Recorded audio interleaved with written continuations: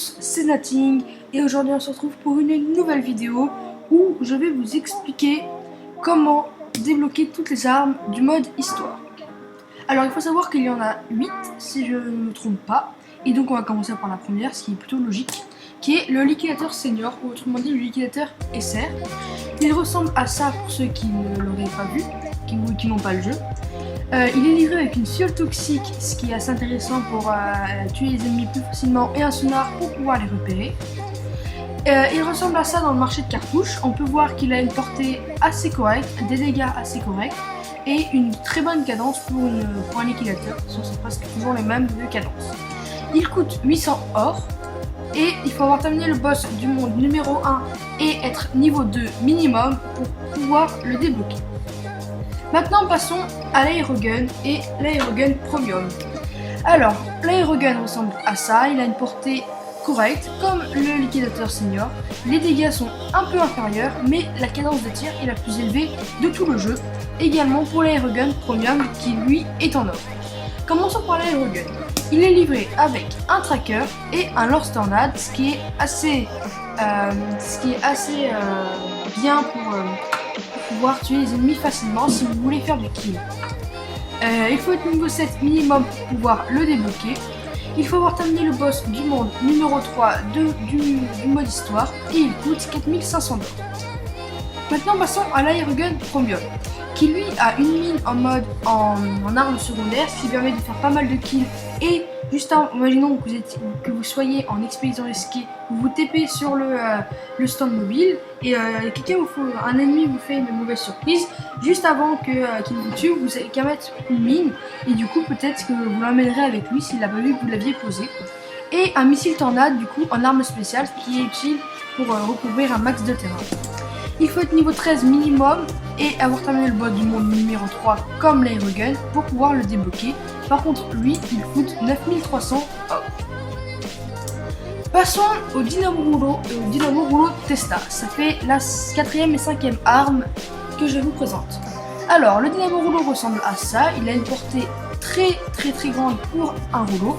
La vitesse d'ancrage est assez lente, mais c'est surtout pour faire du kill. La légèreté, il est assez lourd, je trouve, mais à vous de voir si vous voulez le tester ou pas. Le Dynamo Rouleau Tesla a exactement les mêmes statistiques, seulement qu'il est en or et qu'il a un kit différent. Commençons par le Dynamo Rouleau. Il est livré avec une fontaine et un sonar, ce qui est assez utile pour recouvrir et détecter les ennemis. Il faut être niveau 15 minimum pour pouvoir le débloquer et il faut avoir terminé le boss du monde numéro 5, autrement dit avoir fini le mode histoire, car il n'y a que 5 maps pour le moment. Il coûte 10 000 $. Maintenant, le Dynamo Rouleau Tesla, qui lui est livré avec une bombe splash et un missile tornade pour recouvrir un max de terrain en garde de territoire, ce qui est assez utile. Il faut être niveau 20 minimum, ça c'est assez long à faire pour les débutants, mais vous y arriverez vite si vous jouez assez souvent. Il faut avoir terminé le boss du monde 5 également, et il coûte 25 000 or. Passons les deux avant-dernières armes, qui sont des deux snipers.